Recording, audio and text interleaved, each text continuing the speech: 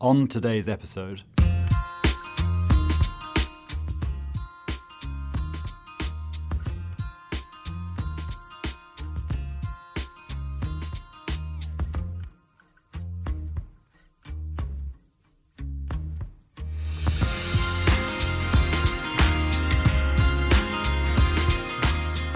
welcome to the Active Share podcast that explores less obvious investing insights in a world that's always changing.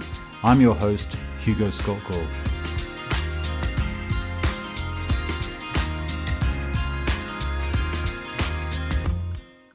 Joining me today is Marcelo Assalin, a partner and portfolio manager here at William Blair. Marcelo leads our emerging markets debt team and brings more than 3 decades of experience investing across some of the world's most complex markets.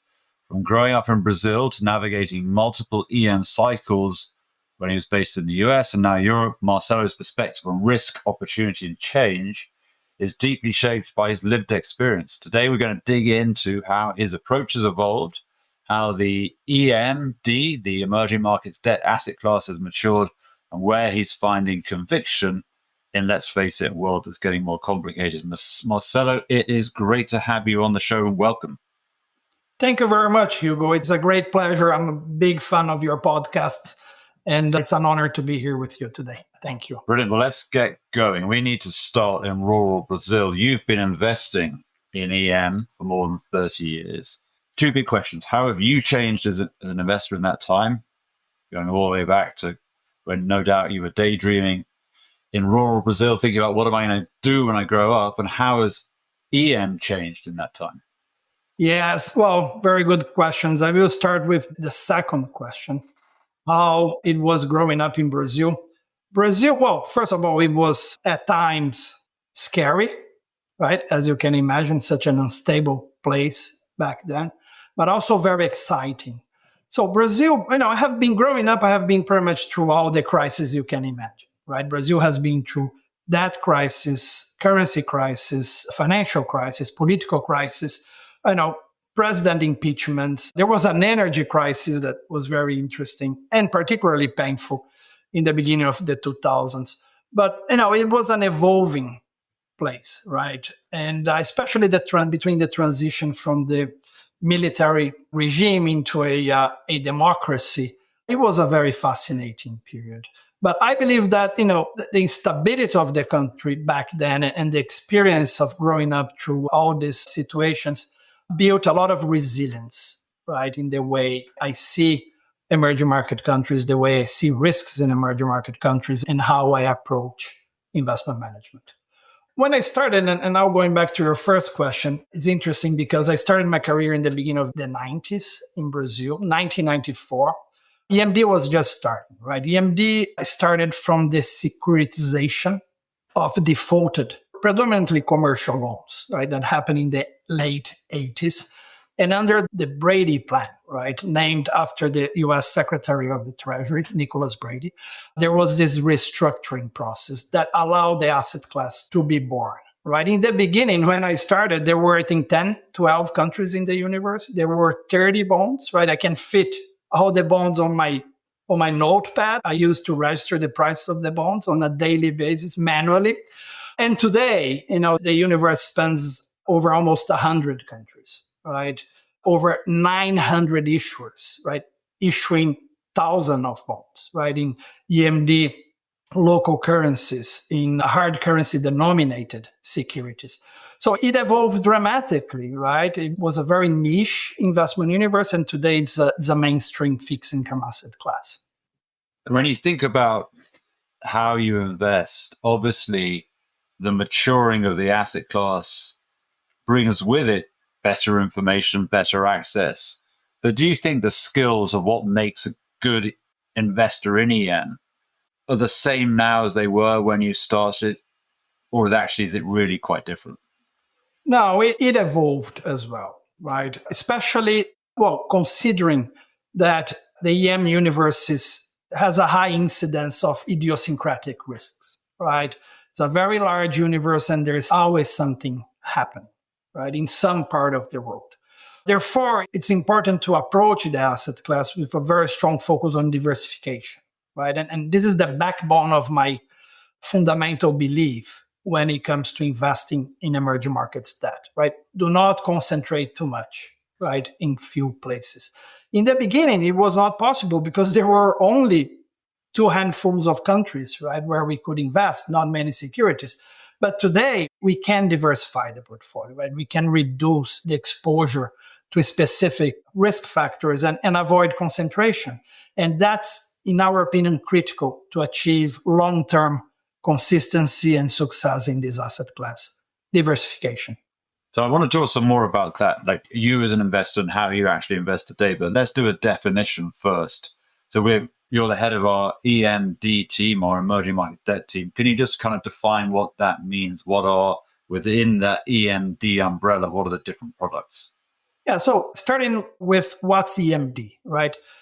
Basically securities, fixed income securities, bonds issued by EM countries, right? Sovereign debt, companies based in EM countries, right? Corporate debt. The securities can be issued in hard currencies, right? Predominantly in US dollars. They are predominantly US dollar denominated, but more and more so also issued in emerging market countries' own currencies, right? We call it local currencies. So it's a very, very wide universe. To give an idea, I mentioned almost 100 countries now in our investment universe, spanning over 900 issuers, right? If you include all the different issuers that issue in the space and the combined market capitalization, when we look at the different indices we track, it's over 5 trillion US dollars, right? So it's diversified, it's sizable, it's liquid, right? And it's evolving. Every year we have new countries entering the market, right? One specific area that we are excited about is what we call the frontier markets countries, right? Countries that are opening up for international investors like ourselves, where we have been able to uncover very attractive opportunities. How do you categorize? How do you create a taxonomy for all the different emerging markets, all the different countries you look at? Do you try and organize them into similar characteristics, whether that is size, maturity, the type of economy, the key drivers of an economy? How do you start with, well, I'm going to invest in emerging markets, debt, securities? What do you do next? Sure. So the conventional approach in the marketplace is to look into the asset class through the regional lenses, right? Okay. Looking at Latin America, how we position in Latin America, what's the optimal security selection in Latin America. We believe that it's not an optimal approach, right? Because within a region, you have very different countries from a risk profile point of view, right? Let's take, for example, Latin America, Argentina, and compare with a neighboring country like Chile, right? These are totally different. They provide totally different investment opportunities and risks to investors. We prefer to segment the investment universe through different risk buckets, right? Depending on, especially predominantly on the volatility of each country. So we created what we call the high beta group of countries, medium beta group of countries, and low beta group of countries. Why do we do that? Because that allows us to compare countries more efficiently, right? It allows us to manage risks more efficiently as well and position the portfolios more aligned with our overall top-down views of the asset class. So a few years ago, I was lucky enough to meet one of the authors of a book called Why the Nations Failed. This is Professor James Robinson of Harvard, and he wrote it with Professor Assalin. And it was, I think, quite influential in like, what is it that make countries succeed and why they fail? And their answer was, you've got to have a strong institution, strong institutional framework. So when you're assessing countries, what is it you're looking at? What is it you're trying to say? Because presumably you want to buy the debt of countries that are going to do better in the future or do worse. It's not just that, it's how securities are valued, of course. But what is the secret sauce of successful EM countries, which over time reward their investors? This is a very good question. And I'm very familiar with the book. It's a very popular book within our EMD team. So basically, when we look at a country, we need to assess two things, right? The ability of the countries to pay back, right? And we do that basically through the analysis of macroeconomic factors, right? Are these countries generating enough dollars, right, to pay back their dollar denominated liabilities, right? Are they growing, right? How are fiscal dynamics taking place? How those dynamics are impacting the level of debt, right? So external accounts, which is very important. So that's the conventional macroeconomic fundamental approach, right? But the other risk is not the ability to pay, but the willingness to pay, right? Some countries decide to default, even when they have the ability to pay, right? Usually it's driven by political risk. For that, we have a very strong focus on governance, and you are absolutely correct. One thing that has over the years improved significantly within the EMD universe is the institutional framework, right? Many countries who went through hard time had the technical advice and support from multilateral organizations, right, to implement structural reforms that enable them to improve their governance in the end of the day. And that's a very important piece of our analytical framework to assess governance, to assess the institutional framework, and assess whether a country's institutional framework is improving, deteriorating, and the risks associated to investing in those places. So you would argue, sorry, I'll ask you two questions now. You would argue it's very important to go and visit these countries. Second question is, how many countries in EM have you visited? Oh, that's a very good. Well, first of all, it's very important. It's critical, especially places which are now more on the more frontier part of the market. These new countries coming to the market, opening up doors for international investors. Information is still, not widely available, right? Not very transparent in many cases. So it's important to go there, to talk to local investors, local government officials, to have a better understanding of what's happening on the ground. Right. And we do that very, very frequently. I don't do that as often as I would like. My team members who are mostly focused on research, they do that very, very frequently. Right. They are always traveling. Myself, we have a competition going within the team. And unfortunately, I'm lagging there because I'm still in the 70s. Right. I have colleagues that are already above 100. Nice. So, so it's many places over the years. I won't ask you how many hairy or sticky situations you've been in, but I guess you do have to be, you can't be naive. You need to be quite street smart visiting these countries. I don't just mean making sure you don't get into the wrong cab at the airport. I mean understanding that not everyone always tells the truth, that sometimes people paint a rosier picture because they want your dollars. Is that fair? Yeah, no, it's fair. And I'll share an experience with you. Back in 1995, I was a securities trader at the trading desk of an investment bank in Brazil, in São Paulo. Okay, that's where I started my career. And back then, we used to trade, and I used to trade better bonds. You know what better bonds are? So whoever have the fiscal process of the bonds, they own the bonds, right? And we used to trade this. These bonds came from the agrarian reform in Brazil. The government was paying landowners with these bonds, right? And then a secondary market was created, and I happened to be a trader of those bonds back in the day. There was one situation that I sold the bonds to an investor in Rio, right? And there was no one to fly to Rio to deliver the bonds, right? So I had to take an airplane in São Paulo, fly to Rio with a suitcase worth of millions of dollars in bearer bonds to be delivered. Right? So when you go through a situation like that, as I was saying, you build resilience. You are very much aware of the risks you take. Yes, and throughout the years, I have come close to some specific situations that required attention, but I have to confess that I have been lucky, right? I managed to escape those more, I would say, hairy situations. And good thing that you did. So it's easy to invest when it's all great and nice and shiny and working well.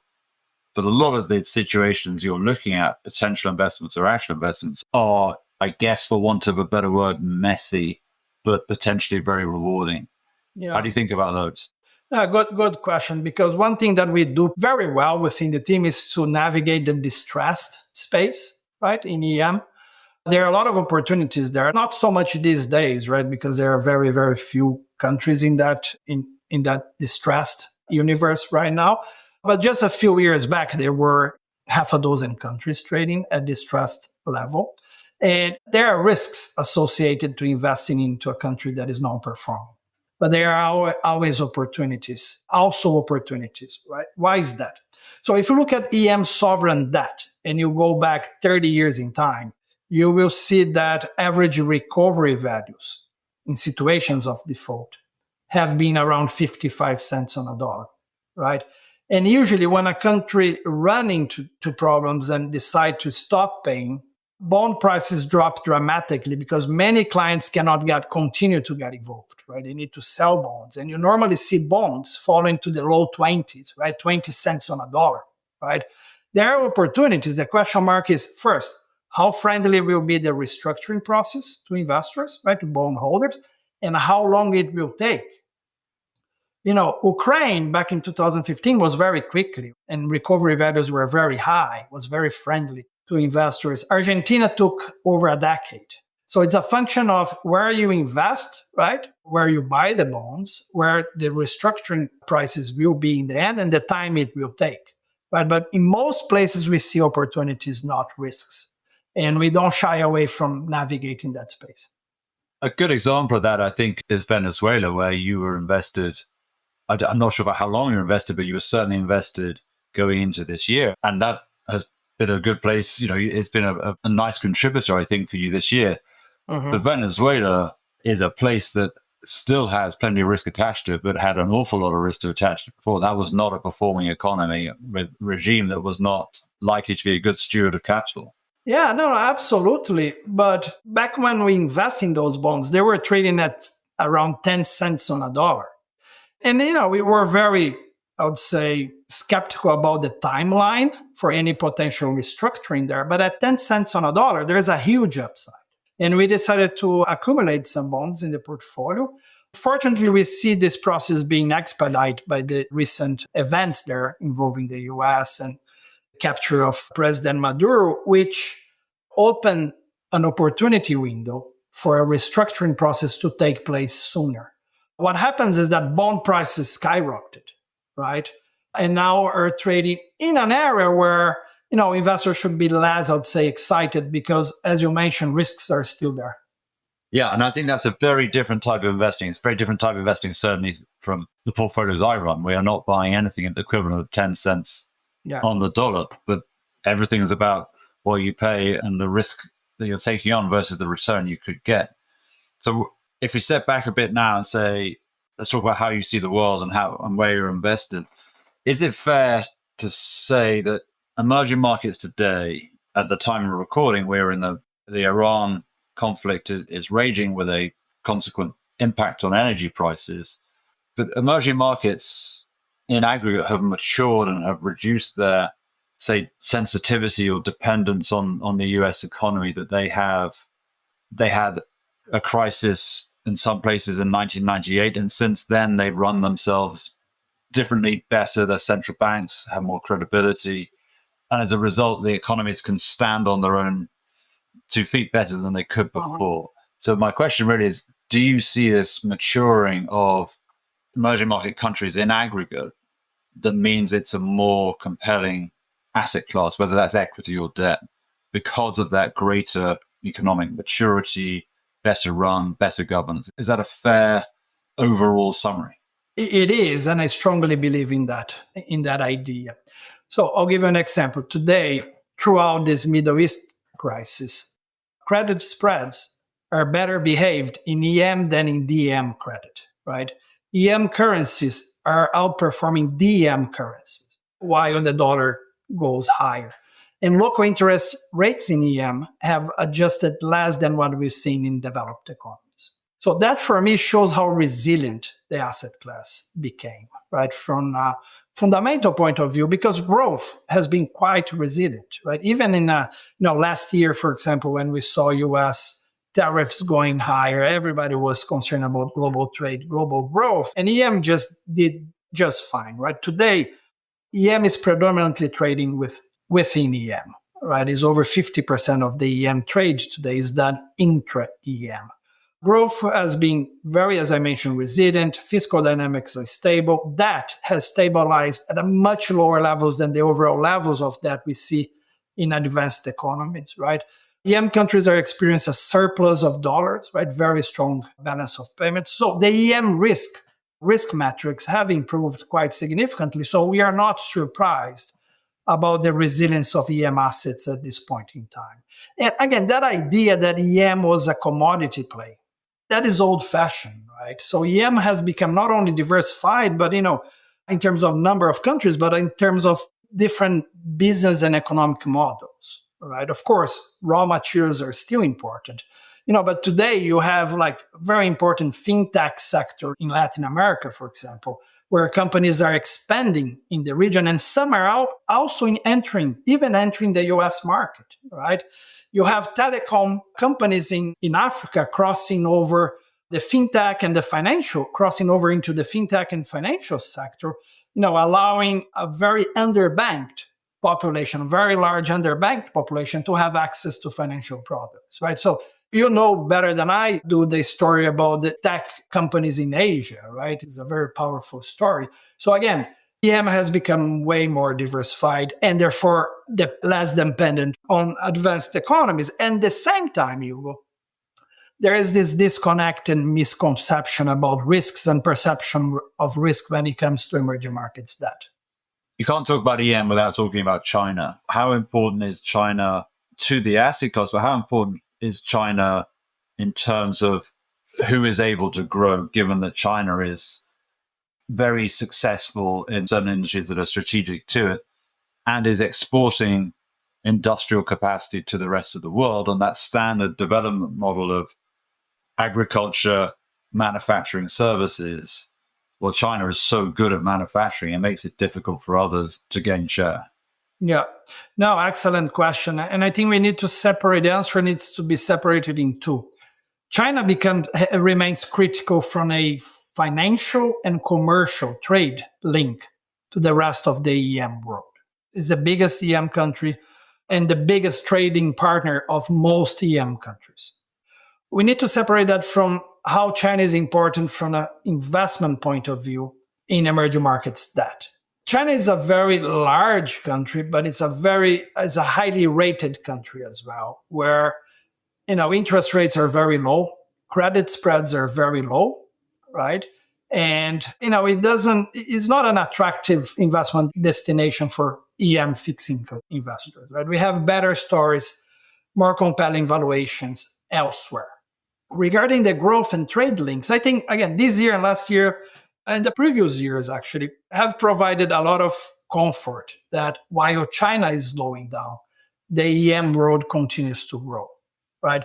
So the links are there, but I think the dependence tends to be overestimated.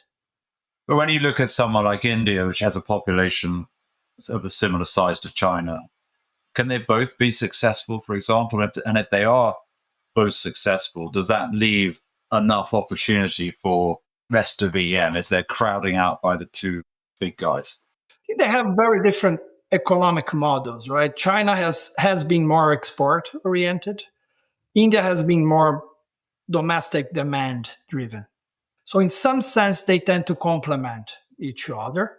I don't see the combination of the two cannibalizing other opportunities that other emerging market countries may eventually have in the world space. So when you think about where you're invested now or where you think you have strong views that might surprise, where do you see strong and improving relative economic performance across the opportunity set? Good point. We are now very excited about some stories within the frontier space, as I was talking about before. Countries that are opening up for international investors, where the risk premium, in our opinion, is very attractive and offsets risks. I would say India, for example, opening up to fixed income investors a couple of years ago, right? Saw massive inflows during that process. There are other important EM countries in the process of opening up, like Egypt or Nigeria, for example. But we are particularly excited about the smaller countries entering that space, right? A few countries in Latin America, Central America, and the Caribbean, for example, like Dominican Republic, like Jamaica, like Panama, Costa Rica, or in Latin America, in South America, like Paraguay, Uruguay, all new investment destinations, right? In elsewhere, you have sub-Saharan countries like Zambia, Ghana. You have the stands, right? Kazakhstans, Uzbekistans that are recently open to investors. Places in Asia like Sri Lanka, for example, who came from a successful debt restructuring process and IMF engagement that allowed the country to implement reforms. So there's so many stories out there. And in most of these places, we have a combination of very attractively priced currencies, right? And very high levels of interest rates domestically. So we think that this group of countries will become the next main thing in the EM debt space. And whether the world is unipolar, which it isn't, multipolar, whether there's a global economic order or disorder, is it a misconception actually that all those things really matter for EM? Is the misconception that actually lots of EM countries can survive and thrive, whether we're multipolar, unipolar, whether we've got big change to the global economic order or not? They're actually pretty resilient and pretty different and have more of their fate in their own hands than perhaps is realized. I think so. In any situation, there are winners and losers, right? Of course, right now, GCC countries being impacted by the war in the Middle East. At the same time, you have other countries that are in different geographies benefiting from the conflict as energy prices rise. So in such a diversified universe, there will always be opportunities because there will always be winners and losers, right? But overall, I believe in the story that the global South has remained more resilient as they grow together and they reduce dependencies on advanced economies.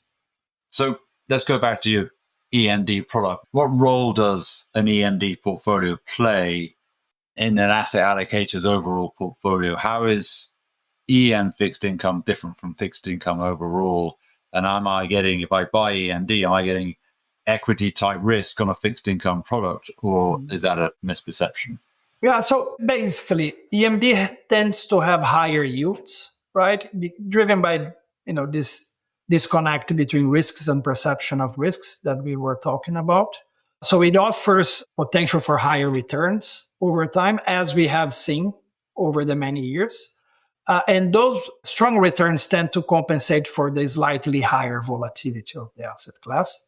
But it also allows investors to diversify their portfolios, right? Not only in terms of number of different countries, but also the ability to diversify away from dollar-denominated or euro-denominated securities, right? That tend to be highly correlated with the other investments they have. So it's basically opportunities for higher returns, right? With somewhat limited volatility, but also with more diversification. Going back to the long-term default rates in EMD, especially in EMD sovereign credit, they tend to be half, right, of those we see in developed market corporate credit. And recovery values are much higher. So again, going back to that disconnect, right? And we're seeing that now. And I believe you're seeing that as well in the equity space when more investors, especially US-based investors, are starting to look more at global equities and EM equities, right? It's because of the diversification potential. We are seeing that in EM that taking place as well. We started off with you've done this for 30 years, and I think you're going to say yes to this question, which is when you look back over 30 years and think ahead, and it's very difficult to think ahead at the moment, given there's so many things happening in the world and so many things that have happened in this year alone. Next 5 years, I'm guessing you're going to say yes, would be right up there, opportunity set wise, versus last 30 years for what you do. Am I overstating? I believe that things will improve over the next 5 years vis-a-vis where we are today. Of course, there are always risks, and we need to manage risks very well, right? I'll give you an example. When I remember back in 2002, right, in the run-up to the presidential elections in Brazil, when Lula, Brazil's first leftist president was elected, there were so much concern, right, that the cost to insure against credit default in Brazil, measured by the CDS market, spiked to 4,000 basis points, right, in October 2022. And I remember seeing that on my Bloomberg screen, right, 4,000 basis points. But by the time Lula left the government, right, in the end of his first term, the same contract was priced at below 150 basis points. So that taught me a lot, right, about not to panic, right, about how to separate noise from facts, right?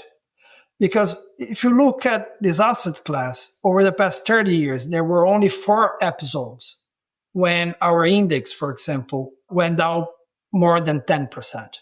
And in all those episodes, within a year, it recovered back to all-time highs, right? So what I'm trying to say is that investors should look through noise, through volatility, because this asset class offers significant value. And going forward, because how I see fundamentals evolving, I believe this is more true than ever. Oh, that's great. So Marcelo, thank you very much for coming on the show. Thank you very much for talking us through both your view of emerging markets over time, explaining what EMD is, and explaining why you've got such an optimistic outlook for the next 5 years, which will be more than 35 years in the business. Thank you. Thank you. As I said, it's a pleasure and honor to be here. Thank you. Thank you for listening to today's episode of The Active Share. If you enjoyed today's episode, please rate, review, and subscribe on your favorite podcast platform. For more content from William Blair Investment Management, visit us at im.williamblair.com.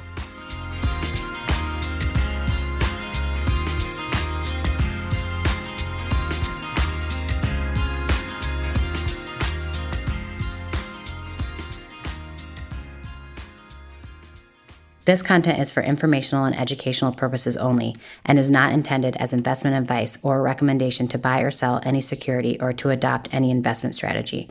Investment advice and recommendations can be provided only after careful consideration of investors' objectives, guidelines, and restrictions. The views and opinions expressed are those of the speakers as of the date of this recording, are subject to change without notice as economic and market conditions dictate, and may not reflect the views and opinions of other investment teams within William Blair Investment Management. Factual information has been obtained from sources we believe to be reliable, but its accuracy, completeness, or interpretation cannot be guaranteed. Any discussion of particular topics is not meant to be comprehensive and may be subject to change. This material may include forecasts, estimates, outlooks, projections, and other forward-looking statements. Due to a variety of factors, actual events may differ significantly from those presented. Past performance is not indicative of future results. Investing involves risk, including the possible loss of principal. Any investment or strategy mentioned herein may not be suitable for every investor. References to specific companies are for illustrative purposes only and should not be construed as investment advice or a recommendation to buy or sell any security. William Blair Investment Management may or may not own any securities of the companies referenced. It should not be assumed that any investment in the companies referenced was or will be profitable. This podcast was edited by Resonate Recordings.